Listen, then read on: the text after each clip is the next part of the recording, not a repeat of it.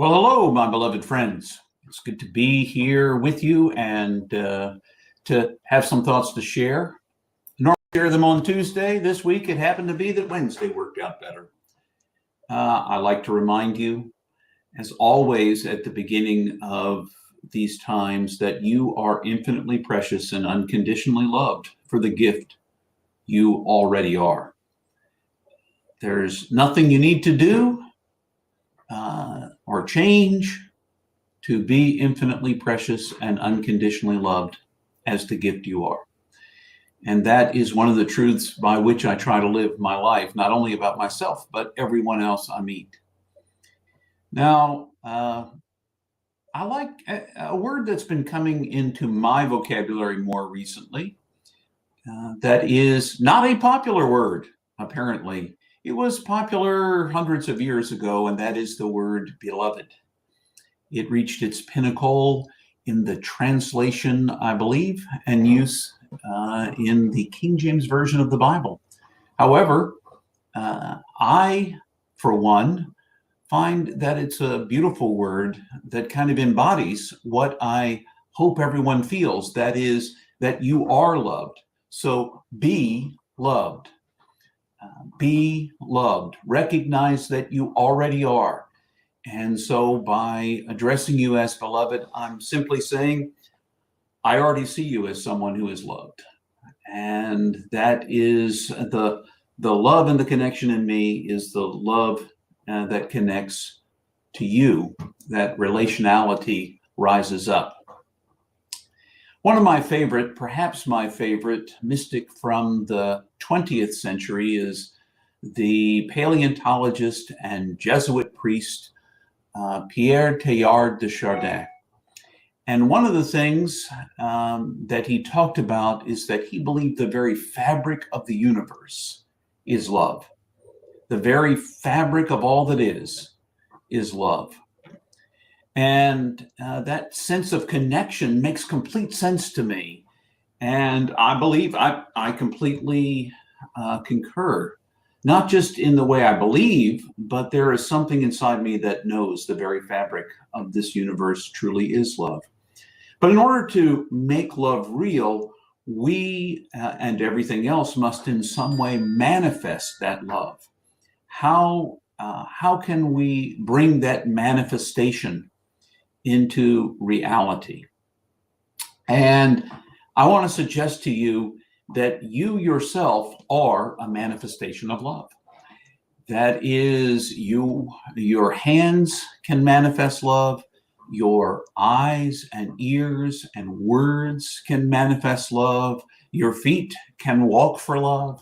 All of those ways that the universe is made up embody love. We are embodiments of love. We are meant to, through our actions and words and listening ears, make love real to the others we encounter.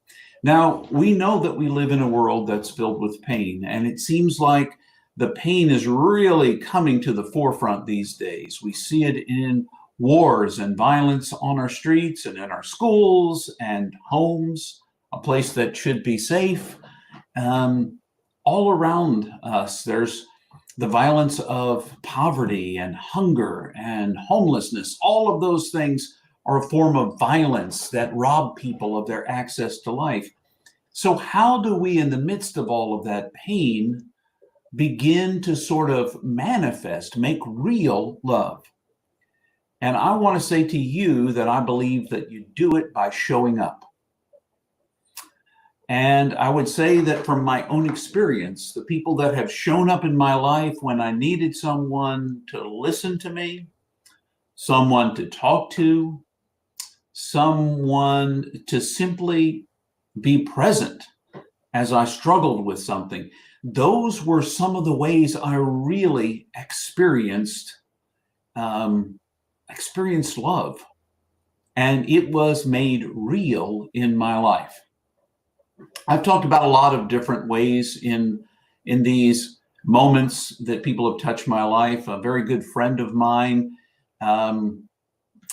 that we haven't been as good about keeping in touch.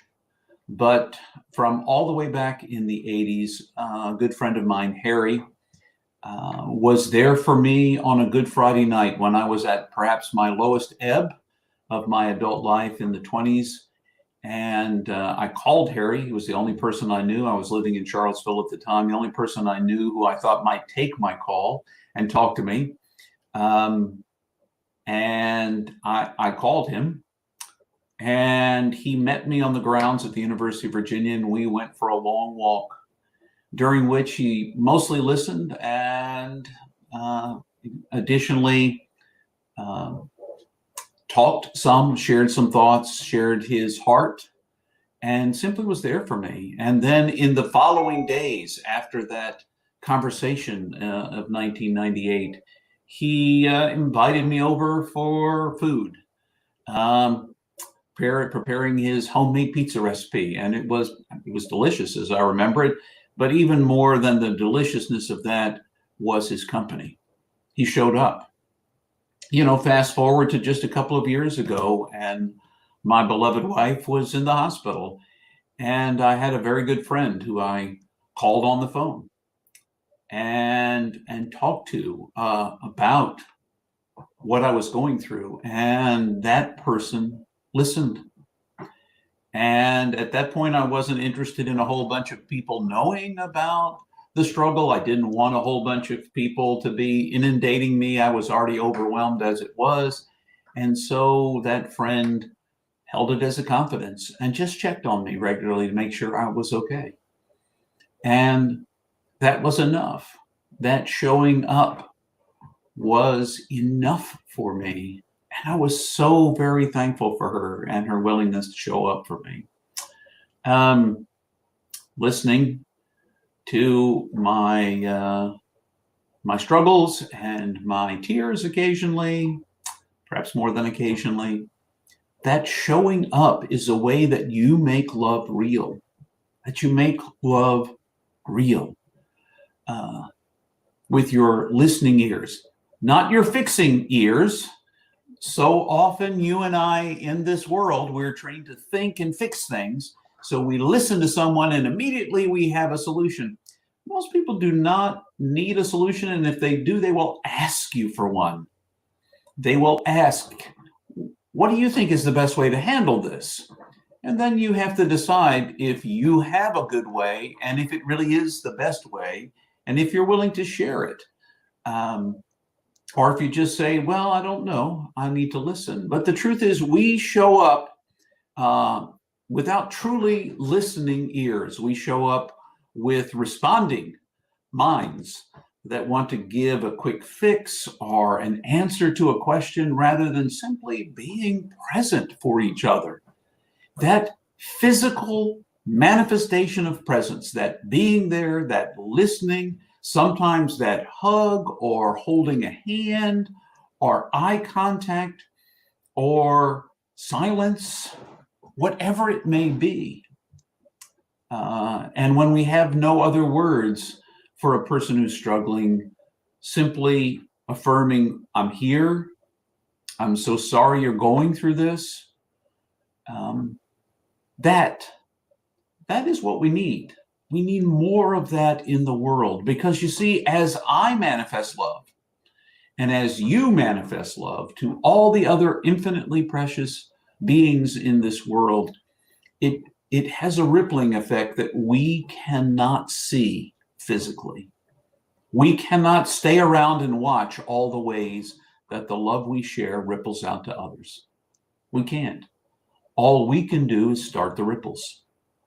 So making love real is being there, not trying to fix anything, not making it about you, but making it about the one for whom you are present. That is a way you and I can make love real in our lives because you are infinitely precious and unconditionally loved for the gift you already are. And so am I. And so is everyone else. The people we love, the people we struggle to love, the people in our world that seem somewhat unlovable, they're all infinitely precious. They are all loved. And as such, we're invited to manifest love to them. And we hope that they'll manifest it back, but you can't be responsible for what they do, only for what you do. So the next time you have an opportunity to show up for someone, maybe even out of the blue, just call a friend, just text a friend, just send it, well, an email to a friend, I guess. Whatever, write them a note, send it via snail mail. What a shock. Just to let them know they matter, that they're cared for, because that's a way that you make love real. And every one of us can do it. Every one of us can make it real. So those are my thoughts today. You are infinitely precious and unconditionally loved for the gift you are. Go and see that in everyone else and be that to everyone else. Make love real. So until the next time, I hope you'll have a great week. And even if you don't, I hope the manifestation of love will show up for you in the form of a friend or a loved one who is there for you. Until the next time.